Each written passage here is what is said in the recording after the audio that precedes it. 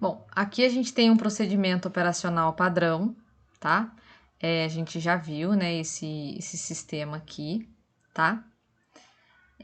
Aqui tem o conceito, né? A gente já conversou a respeito disso, né? Eu coloquei esse cabeçalho aqui mais para a gente ter a referência, né, do que a gente vai estar falando daqui para frente.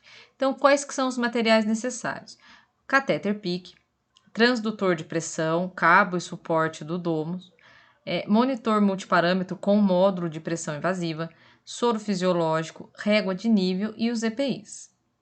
Esse é o catéter, tá, gente? Não dá para ver muito bem, ó, tá? Mas ele fica dessa forma aqui no crânio, tá? E aqui ele, né, já é, né, só o material mesmo. O transdutor, que a gente já viu, né, ele. E aí as etapas, né? Higienizar as mãos, preparar material e ambiente. Após o preenchimento do sistema de equipo, né, de pressão intracraniana, retirar a parte do equipo com soro fisiológico utilizado para preencher o sistema. Fechar a abertura com a tampinha. Explicar ao paciente e à família os benefícios e objetivos do procedimento. Paramentar-se adequadamente. Posicionar o paciente em decúbito dorsal, cama horizontal e membros ao longo do corpo.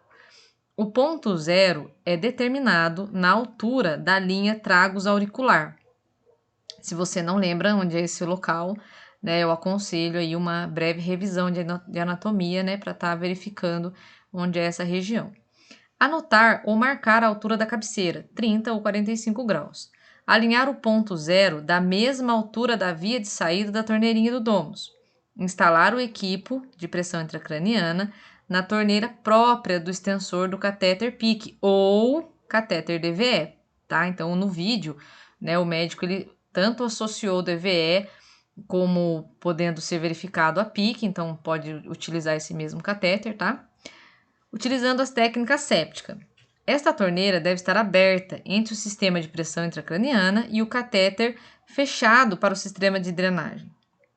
Realizar a calibração, né, que a gente vai zerar, fechar a torneirinha para o paciente, como a gente viu no outro vídeo, e abrir para o ambiente. Selecionar no monitor a opção zerar. Isso aqui também no vídeo da PVC, o moço explicou bem, né, essa questão de selecionar no monitor.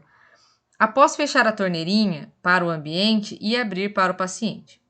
Após zerar, daí a gente fecha para o ambiente e abre para o paciente.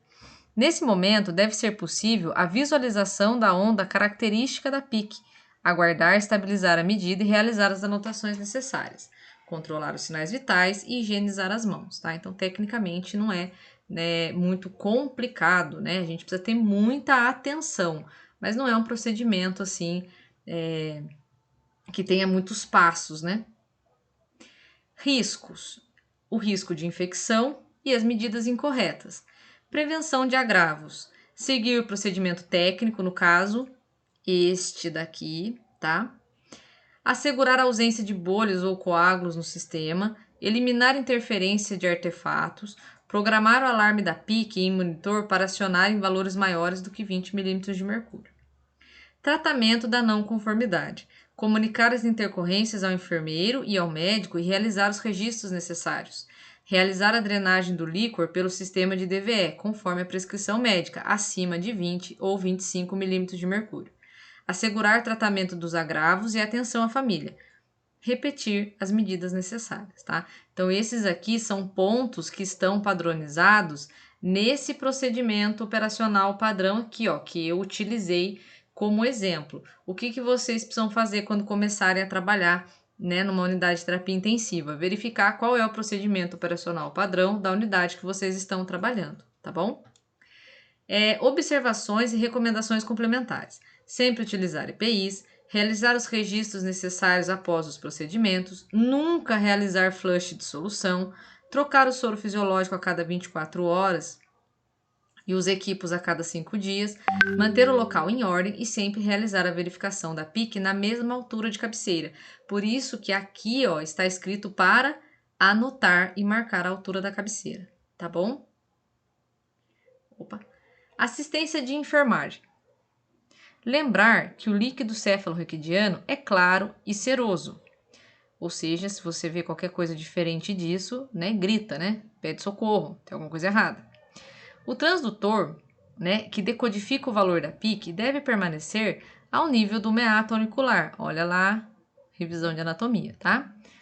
O catéter PIC é confeccionado por fibra ótica, portanto não pode dobrar, pois senão ele se rompe. As conexões do catéter com o equipo devem permanecer bem atadas.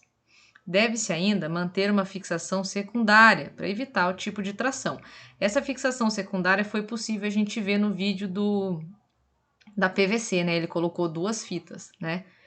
O curativo da inserção do catéter deve se manter limpo e seco. A cabeça deve estar posicionada de modo que não fique sobre a cirurgia do catéter. A monitorização da PIC, né, em relação a ela, é manusear todo o sistema com técnica asséptica, né, e interpretar os resultados, ondas e valor numérico. Cuidados gerais.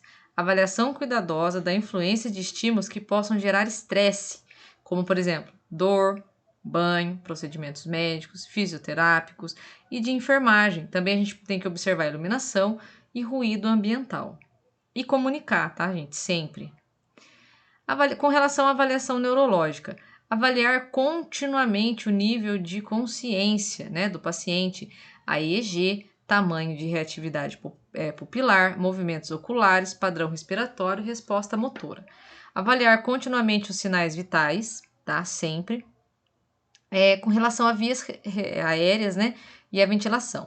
Avaliar a frequência, o ritmo, o padrão respiratório, presença de cianose, ausculta torácica, manter as vias aéreas pérvias, né, e para prevenir a hipóxias, né, então, permeáveis para prevenir as hipóxias, que no caso vai ser ocasionada aqui pela retenção de CO2. Para prevenir também edema cerebral, aspiração traqueal, instalar oximetria de pulso, monitorar gases sanguíneos com a gasometria arterial e venosa. Posição e movimentação do paciente. Manter a cabeça elevada em 30 graus e alinhada com o corpo para facilitar a drenagem. Evite que o paciente faça esforço físico, como tossir, espirrar, esforço para evacuar, movimentos bruscos no leito ou fora dele, pois aumentam a pressão, a PA e a PIC consequentemente, né?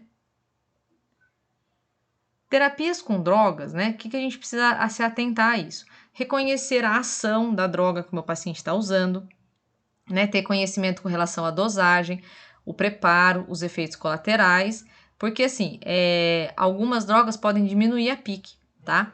Reconhecer sinais sugestivos de infecção, verificar a eliminação urinária e intestinal, monitorar débito urinário, facilitar a eliminação intestinal. Isso o médico, né, provavelmente vai deixar aí prescrito dieta, laxante e manobras. Proteger e prevenir lesões de pele, pelo amor de Deus. Drenagem ventricular. Conhecer o nível adequado da derivação para a manutenção do sistema de drenagem e manter técnica asséptica no seu manuseio. Sempre, tá? E aí a gente já vai, né, ter uma breve explicação aí a respeito da DVE.